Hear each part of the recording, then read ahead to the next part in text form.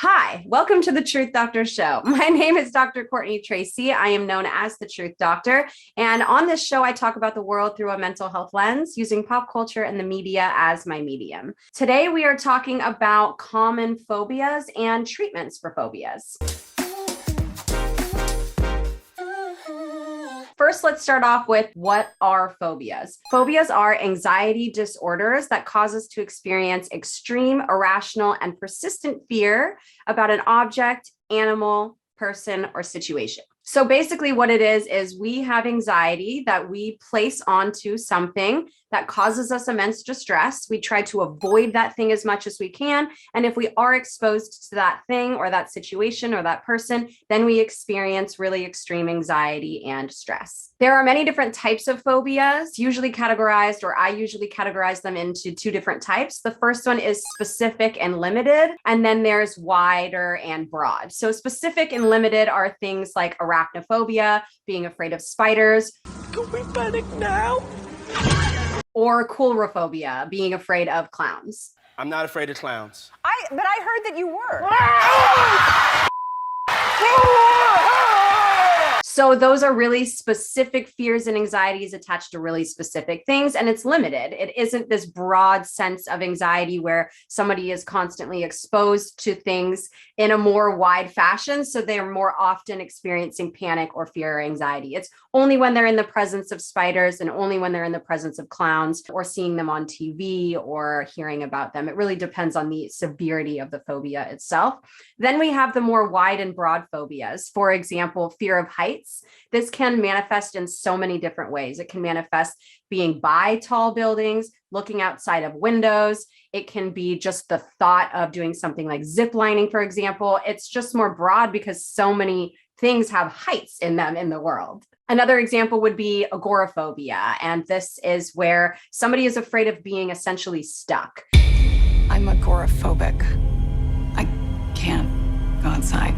So either they're afraid of being outside and not in their own home, not being able to get home. They're afraid of being in crowds. They're afraid of being on public transportation, of standing in line. And so that's more of like a phobia of a feeling. That's more anxiety of a feeling. So the feeling of being stuck can happen in many different areas versus the fear of spiders. If they're not around, then you won't be having symptoms. There are many different treatments for phobias, and the most commonly used one is called exposure therapy. It's a form of baby steps, basically. I like to call exposure therapy testing your fear line.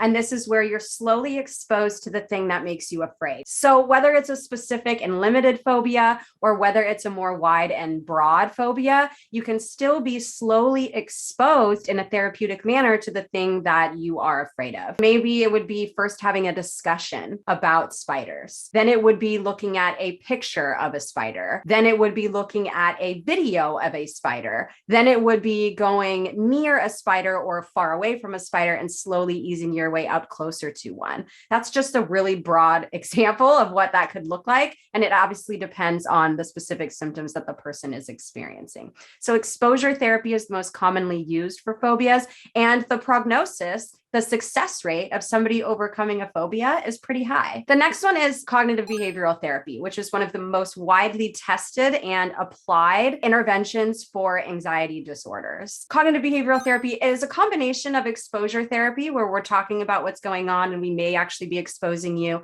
in a similar way to what I just described with just exposure therapy. But with cognitive behavioral therapy, we're adding on, and exposure therapy can be a form of cognitive behavioral therapy. But with cognitive behavioral therapy, what we're looking at is cognition, what's going on in our mind and our thoughts and our feelings, and how is that impacting our behavior. Cognitive behavioral therapy. So we're taking a look at how rational or irrational are these fears, the anxieties, and these panics that we are attaching onto these objects, these situations, or these people. Also in cognitive behavioral therapy, and sort of easing our way into somatic experiencing and somatic therapy, is awareness of what's going on in the body. Anxiety, panic, overwhelm, stress, these things occur in our mind and in our body. So we need to know what is going on in our body, what is the actual full physiological and psychological response that we are experiencing when we are having a phobic reaction.